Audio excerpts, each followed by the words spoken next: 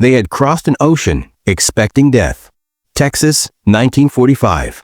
The sun beat down on Camp Swift, turning the dirt into dust and the air into glass. 300 German prisoners stood in line outside the mess hall, their gray uniforms soaked with sweat, their faces empty with fatigue.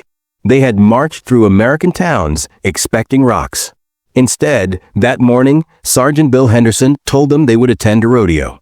The word meant nothing to them. Rodeo. It hung in the heat like a question, strange and unreal, while the endless land of Texas stretched behind the wire. Heat shimmered like water across the parade ground that June morning. Sergeant Bill Henderson stood on the wooden platform, his hat tilted from the glare and red from a wrinkled paper. His voice carried over the silent lines of prisoners. You men will be taken to Bastrop County Fairgrounds this Saturday. There's a local tradition called a rodeo. You will watch, you will behave, and you will remember you are guests of the United States Army. The translator, a Finn-Austrian named Ernst Müller, who had surrendered in Tunisia, repeated the words in German. When he reached rodeo, he stopped. There was no German word for it. He said it again in English, slower, as if that might help. Rodeo? One prisoner shifted in the heat, unsure. Hans Becker, 23 years old, captured at Normandy, leaned toward the man beside him. What is rodeo? He whispered. The other man, a veteran of the Eastern Front named Klaus Richter, shook his head. American circus, maybe, or propaganda show. From the platform, Henderson went on. The townspeople asked for it.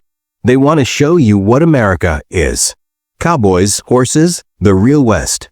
Behind the wire, nothing felt real anymore. They had been taught Americans were criminals, savages, a mixed nation without culture or honor. Yet here they were, fed 3 meals a day, sleeping on real mattresses, getting letters from home.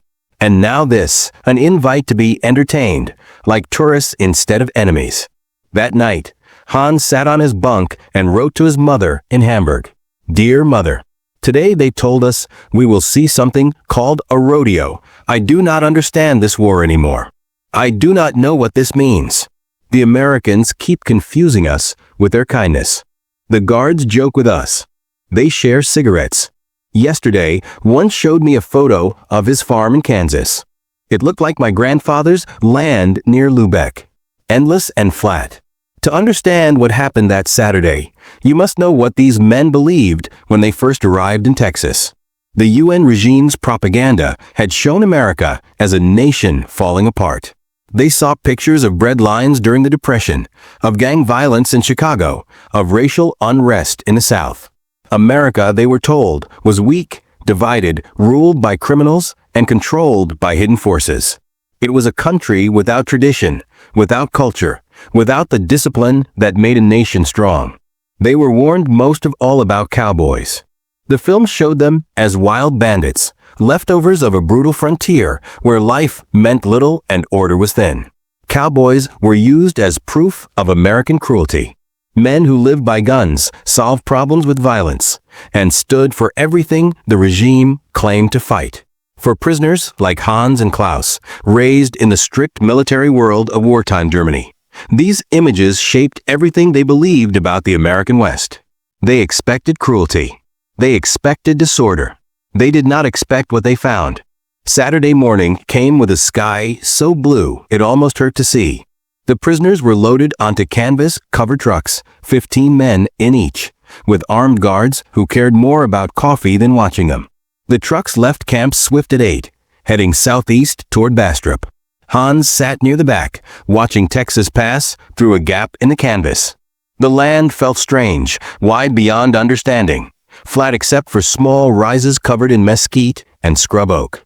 The horizon broke only with windmills turning slowly in the wind. Cattle moved in the distance like shadows. Hawks circled above. The sky seemed endless, pressing down with its eyes. It is like Russia, Klaus said quietly beside him. But warm, Hans replied. Both had survived winters on the Eastern Front, watching snow bury the world in white silence. This was the opposite, a land of heat, space, and light so strong it washed color from everything except the blue above Hans felt his view of the world crack even more. After 30 minutes, the trucks rolled through a small town. He expected anger, maybe people throwing rocks or spitting as they passed. Instead, people on the sidewalks only watched. Some waved. An old woman stood outside a drugstore, shading her eyes, her face curious, not cruel. Children pointed at the trucks, excited, like it was a parade. One guard, a young corporal from Georgia named Davis, saw Hans looking. He spoke slowly, his accent thick and heavy. "Ain't nobody here wants you hurt, Fritz. War's done for you boys. Might as well enjoy the show." The translator repeated it, and something shifted inside Hans. Not trust yet, but confusion at why it was missing. They reached the Bastrop County Fairgrounds just before 10. The place was already full. Hundreds of people moved between wooden pens, food stands selling lemonade and popcorn, children running through adult legs. The air carried hay, manure, dust, and barbecue smoke. The trucks stopped in a marked area, and the prisoners were led to a section of bleachers, roped off and guarded. As they walked in, Hans watched the crowd. There was no anger, only curiosity. People stared without shame. Some whispered, but their faces showed no hate, only interest, maybe even pity. An old man in a white cowboy hat tipped it as they passed. A woman in a flowered dress smiled. The bleachers were rough wood, cracked and sun-faded, but shade stretched above them on an awning. The prisoners sat in rows, guards placed between them, while below the arena came into view. Wooden fences formed a wide oval. Gates stood at each end, an announcer's booth above the south gate. "What happens now?" Hans asked Ernst, the translator, seated ahead. Ernst shrugged. "They ride horses, I think. Maybe bulls. It is for fun." Klaus leaned back, his face hard. "Propaganda. They want to show power, make us feel small." But as the morning went on, it became clear this was not propaganda. At 10:30, a voice echoed from the speakers. "Ladies and gentlemen, welcome to the 1945 Bastrop County Rodeo. They love their country." The crowd burst into noise. In the arena, riders on horseback entered carrying flags. The American flag, the Texas flag, the Bastrop County flag. They raced around the arena, flags snapping in the wind, horses moving with trained skill.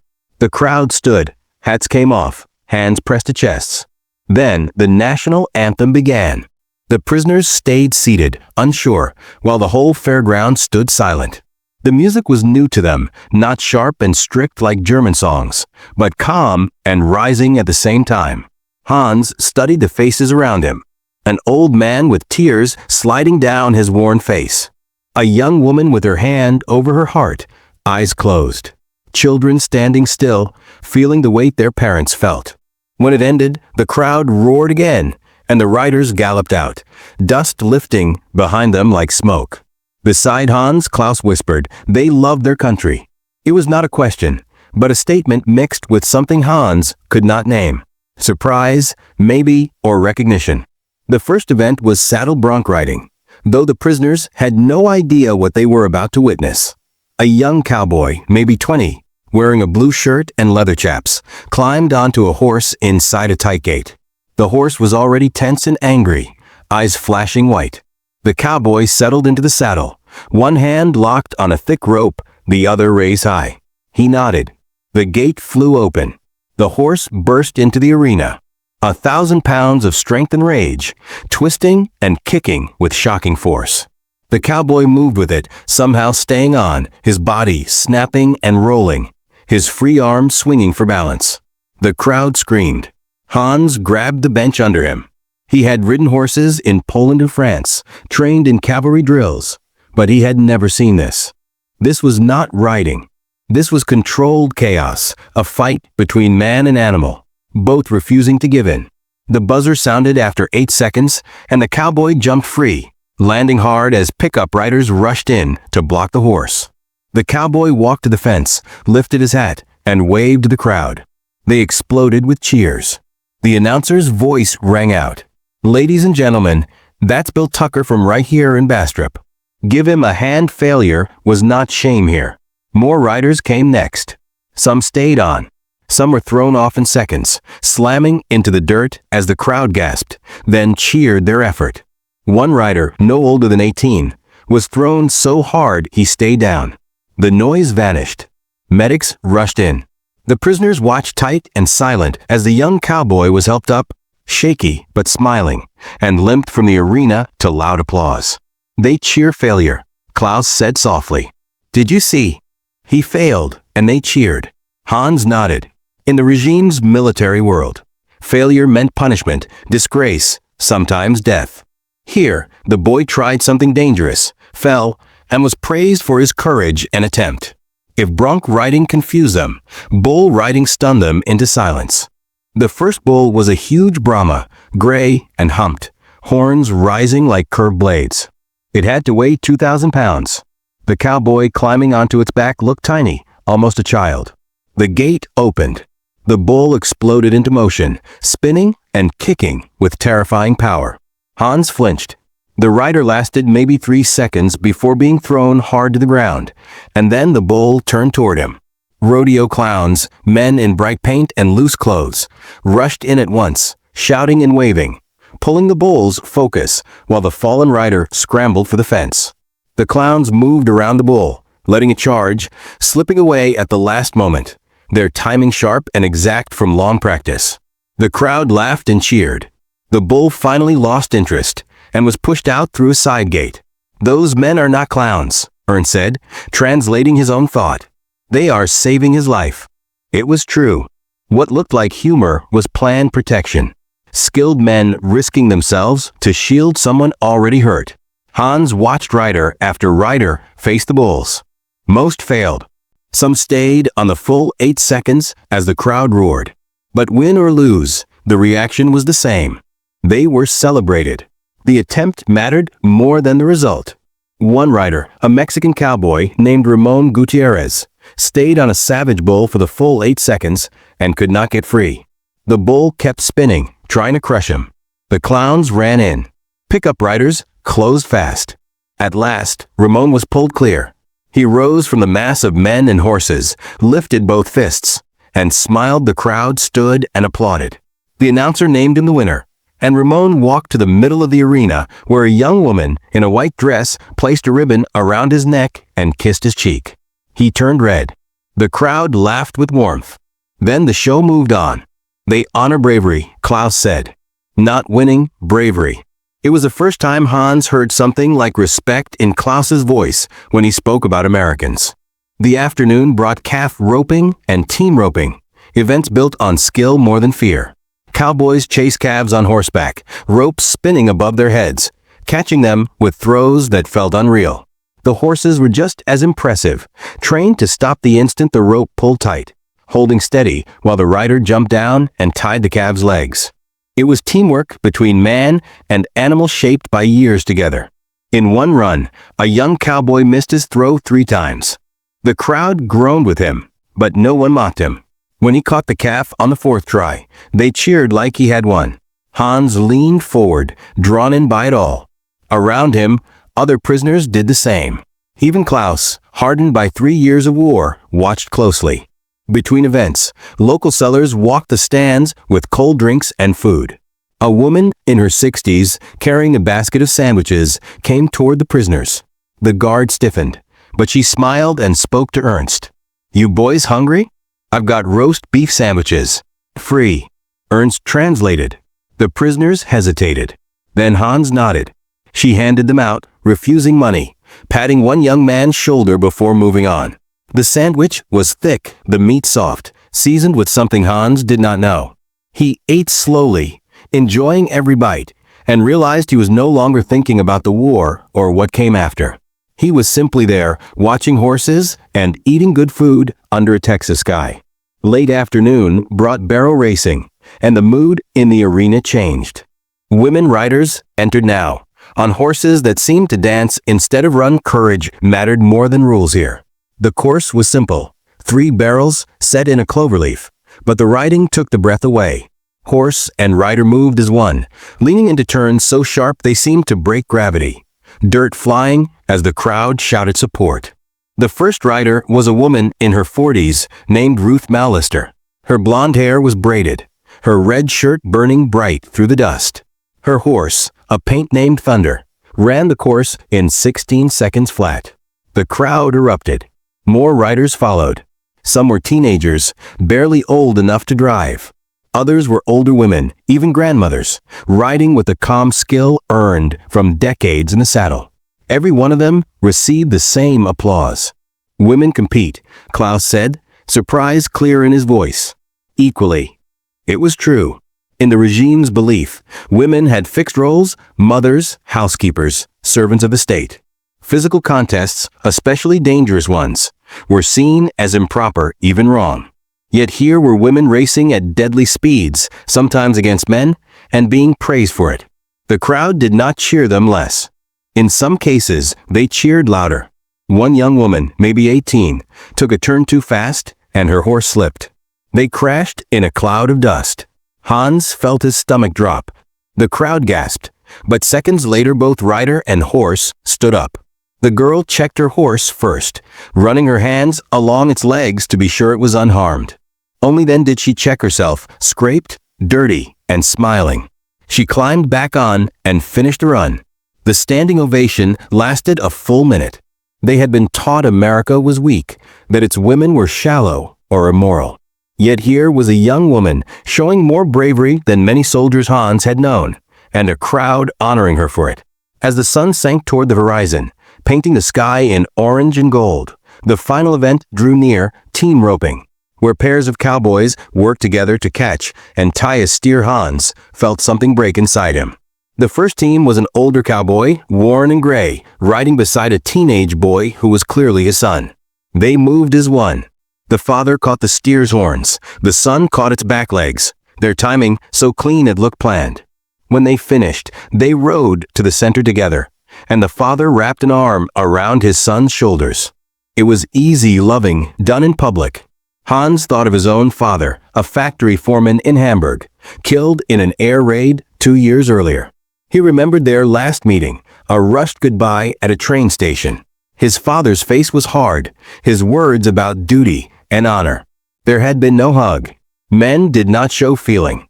But here, before thousands, this American father held his son with open pride, and no one saw it as weak. The crowd cheered it. Around Hans, other prisoners felt it too. A young farmer's son from Bavaria named Peter wiped his eyes. Another man stared at his hands, jaw tight. Even Klaus, hardened Klaus, who had lived through Stalingrad, turned toward the horizon, his face closed. This was not propaganda about American power or factories. It was something more dangerous to what they believed. Proof of a society built on different values. A place where courage mattered, failure earned kindness, women competed equally, and fathers could love their sons in public. As the rodeo ended and the prisoners were led back to the trucks, the sun sank low. The western sky burned with color. The fairgrounds slowly emptied. Families heading to cars, cowboys loading horses, children begging for one last treat. Hans climbed into the truck and sat down. As the canvas was tied, he looked back one final time. In the orange dusk, the place looked almost unreal. Simple wood and dirt turned meaningful by what had happened there. The trucks rolled toward Camp Swift. Inside, the prisoners were silent. No one spoke for 10 miles. Only engine noise and wind on canvas. At last, Klaus spoke softly. It was real. Klaus said softly. Not a show. Not propaganda. Just their life. Others nodded. Peter, the farmer's son from Bavaria, spoke next. The danger was real. The courage was real. They could have died.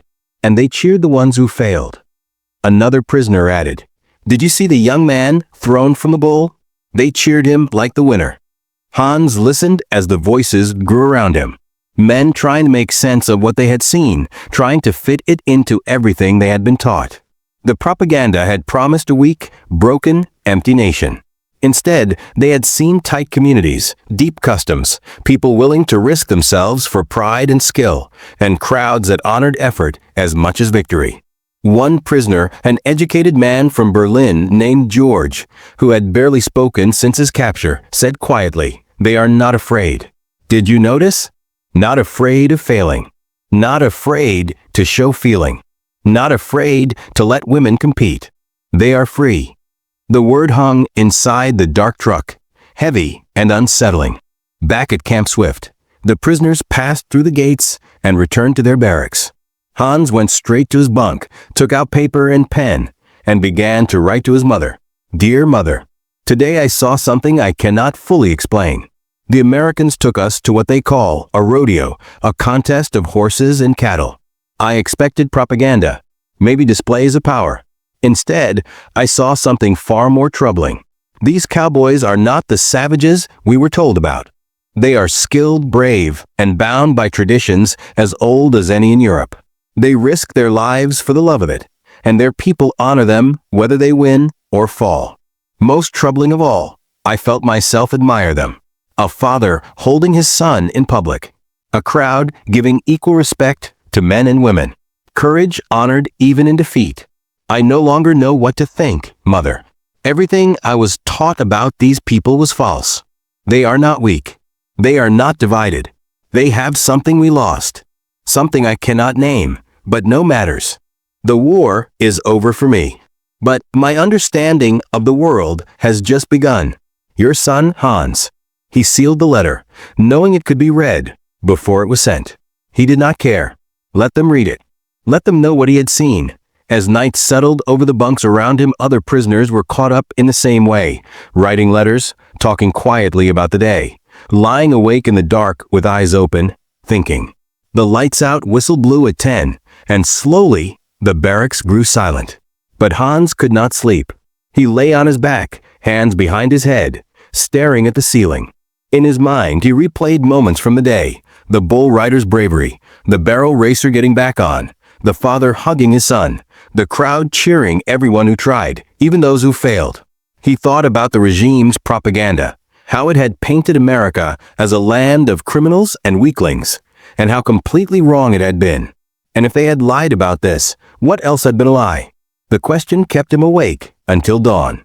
Word of the rodeo spread through Camp Swift. Prisoners who had gone found themselves surrounded during meals, during work details, in the recreation areas, with others wanting to know what it had been like. The camp commander, Colonel James Mitchell, noticed the change in the camp's mood. The Germans seemed less hostile, more curious, more willing to talk with guards and instructors. He wrote in his weekly report, "The experiment of taking prisoners to local cultural events has proven remarkably effective. Prisoners returned from the Bastrop Rodeo noticeably more open to democratic values. Recommend continuation of such programs at other facilities." For Hans and the others who attended, something deep had shifted. When guards joked, they joked back. When asked to help with camp tasks, they did so without complaint. They began asking questions about American history, the political system, and what would happen after the war. Ernst, the translator, was soon overwhelmed with questions. How did American elections work? Why did Americans value freedom so highly? How could such a diverse population function as a nation? He answered as best he could, sometimes consulting guards who were happy to explain their country to genuinely curious prisoners. One evening, several weeks after the rodeo, Hans stood by the fence, watching the Texas sunset. A guard, Sergeant Williams, approached and offered him a cigarette. They smoked together in quiet companionship. "You boys seem different since that rodeo," Williams said finally. "I don't know, human maybe." Hans gave a small smile. "We are understanding now. What we fought for was a lie. What we fight against may be the truth," he said, struggling for the words in English. Williams nodded slowly. "War makes everyone lie. Makes everyone into something they're not. But you're seeing now, we're just folks. Mostly the same as you." "Maybe better," Hans said softly. Williams looked surprised. "How's that?" "You are free to fail," Hans explained, his English slow but clear. "Free to try. Free to be different. This we did not have." They stood together as darkness fell. Two men who months before might have tried to kill each other now shared a quiet understanding. The rodeo trips were part of a larger re-education program in many prisoner camps across the United States. Military leaders realized that winning the war by force would not be enough. ideas had to be defeated as well. Instead of forcing prisoners to attend lectures or watch propaganda, the program showed them real American life. Prisoners went to baseball games, county fairs, community barbecues, church services, and, yes, rodeos. They saw with their own eyes that the propaganda had been false. It worked. Post-war studies found that German prisoners held in the United States were far more likely to embrace democratic values than those held elsewhere. Many credited their time in American camps, and especially exposure to American culture, as transformative. Hans Becker, whose letters to his mother recorded his experience at the Bastrop Rodeo, returned to Germany in 1946. Hans settled in Hamburg, became a teacher, and spent decades promoting friendship between Germans and Americans. In interviews late in his life, he always cited that day at the rodeo as the moment his worldview began to shift. "I went expecting propaganda," he said in a 1989 interview. "I found truth instead. Not a truth they told us, but a truth we could see and feel. That is the most powerful form of persuasion." Klaus Richter, the Stalingrad veteran who had attended with Hans, followed a similar path. He returned to Germany, became active in politics, and was an early supporter of the Federal Republic's alliance with the United States. He kept a photograph from that day, a newspaper clipping showing German prisoners in the rodeo stands, watching closely, framed on his office wall until his death in 1997. The Bastrop County Rodeo itself continued for decades. Though it no longer hosted German prisoners after the war, the locals who had been there in 1945 never forgot the day they entertained former enemies, showed them the best of their culture, and perhaps in some small way helped end the war, not with weapons, but with genuine humanity. What happened at that rodeo was not unique, but it was profound. It proved a truth that war often hides. Shared human experiences can bridge even the deepest divides. The prisoners arrived expecting confirmation of propaganda. Savage Americans, lawless cowboys, a society without culture or values. Instead, they found communities with deep traditions, individuals showing remarkable courage, and crowds celebrating qualities like determination, resilience, and grace in both victory and defeat. They saw fathers embrace sons openly. They saw women compete equally and bravely. They saw people honor those who tried and failed. They saw freedom in action not as an abstract idea, but as a lived reality, and these observations, these small moments of recognition and understanding, proved far more powerful against totalitarian ideology than any weapon could have been. You cannot bomb someone into believing in freedom, but you can show them freedom in action and let them reach their own conclusions. The cowboys at that rodeo never realized they were fighting a war that afternoon. They were simply doing what they always did, showing skills passed down through generations, entertaining their community, celebrating their culture. Yet in doing so, they achieved what military force alone could not. They planted seeds of doubt about the propaganda, seeds that would grow into understanding, then acceptance, then advocacy for the very values they had been taught to hate. The rodeo program at prisoner camps continued through 1945 and into early 1946, slowly winding down as prisoners returned to Germany. Thousands of German POWs attended similar events across Texas, Oklahoma, Arizona, and other western states. Many carried these memories back to a ruined Germany, where they faced the challenge of rebuilding not just cities and towns, but moral and cultural foundations. The men who witnessed American life firsthand became crucial bridges between defeated Germany and victorious America, helping ease the occupation and eventual reconstruction. In Bastrop County, the 1945 rodeo became local legend. Old-timers told the story for decades, how the Germans had arrived skeptical and left changed, how the community had shown them the best of the West, and how something as simple as watching cowboys had helped end a war. The fairgrounds where it happened are gone now, replaced by modern development. But in the Bastrop County Museum, a small exhibit preserves the history of the prisoner camps, and the rodeo program. The exhibit includes photographs from that day, letters from former prisoners describing their experiences, and a brief explanation of how cultural exchange became a weapon more powerful than bullets. Hans Becker's letters to his mother, donated to the museum after his death in 2004, are displayed in a glass case. The letter describing the rodeo is open to the page where he wrote, "Everything I was taught about these people is wrong." Next to it, a placard explains, this rodeo, like many others across Texas during World War II, served as an informal but highly effective form of denazification.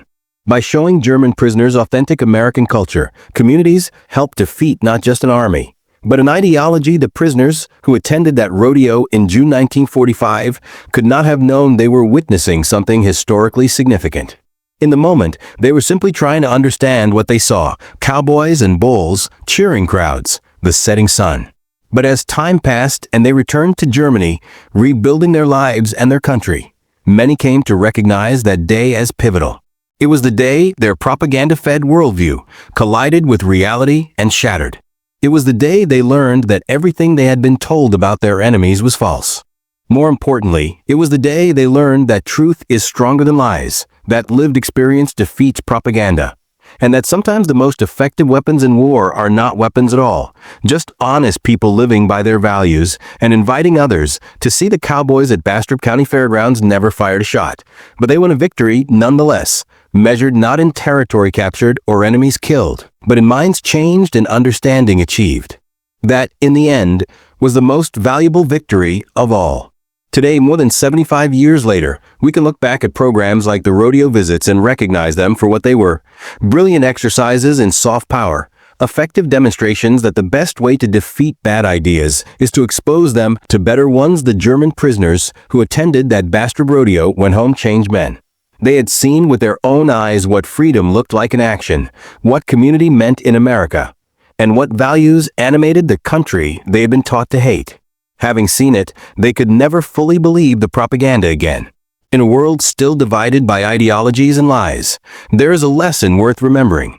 Truth, when lived authentically and shared generously, needs no defenders. It defends itself. The cowboys knew that instinctively.